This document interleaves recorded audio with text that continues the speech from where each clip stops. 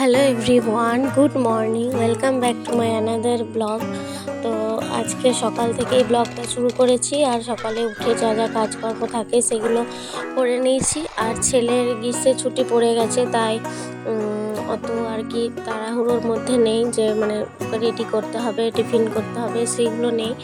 তো সেই একটা কাজ এখন কমেছে। তো এখন ছেলে উঠে গেছে, আর উঠে ওকে ব্রাশ ট্রাশ করিয়ে দিয়েছি। আর এদিকে আমি আজকে বিছানার বেড কভারটা চেঞ্জ করে নিলাম, আর বালিশের কভারগুলো চেঞ্জ করে নিলাম। তো তো সব চেঞ্জ করে এবারে কাচতে দেবো। আর যেগুলো আজকে আর চাদরটা কাচা হবে না, কারণ যা কাপড় ভেজানোর আর কি ভেজানো হয়ে গেছে। তো যেগুলো কাঁচা ভেজানো আছে আর কি। তো এখন আসলে ঘরে প্রচণ্ড ধুলো হয়েছে, যার কারণে প্রতিদিনই ঝাড়পোছ করতে হচ্ছে আর কি। কারণ একদিন ঝাড়পোছ না করলে এত ধুলো হচ্ছে যে থাকা যাচ্ছে না। আর প্রচণ্ড ডাস্ট অ্যালার্জিও আছে, যেহেতু আমার তো ডাস্ট অ্যালার্জির মধ্যে তো আজকে ভাবলাম এই জানালার এই যে গ্রিলগুলো সেগুলো মুছে নিই। বাড়িতে আজকে সব জানলাগুলো খুলেছিলাম, দূরপাল্লার যে জানলাগুলো থাকে।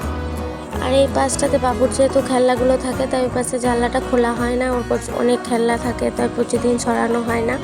তো তারপরে চলে এলাম আমি রান্নাঘরে চা বানানোর জন্যে। তো আগে বাবাকে চাটা, যেহেতু লাল চা খাই, সেহেতু বাবাকে চাটা আগে করে দিয়ে দেবো, তারপরে আমাদের চাটা বানাবো। আমাদের বলতে সকালে আমি কেবল চা খাই, আর কেউ খায় না সেরকম। বাবা তারপরে আবার পরে একবার খায়।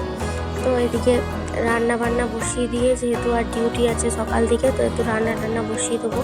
আর এখন ওই 6টার মতো বাজে আর কি। তো আজ ভাবলাম একটু গলা ব্যথা করছে বলে সমস্ত কাজ সেরে রান্নাবান্না চান টান সেরে চলে এসেছি। আর রান্না করে ব্যাংকে পোস্ট অফিসে আর কি। তো এদিকে ফর্ম ফিল আপ সবগুলো চলছে। তো তারপর আমরা কাজটা সেরে বাড়ি চলে যাবো। আর প্রচণ্ড রোদ, আর বাবুকে এদিকে একটা হজমলা কিনে দেওয়া হচ্ছে। আর আমি আমাকে দেখাচ্ছিলাম যে আমি কীরকমভাবে মুখ ঢেকে এসে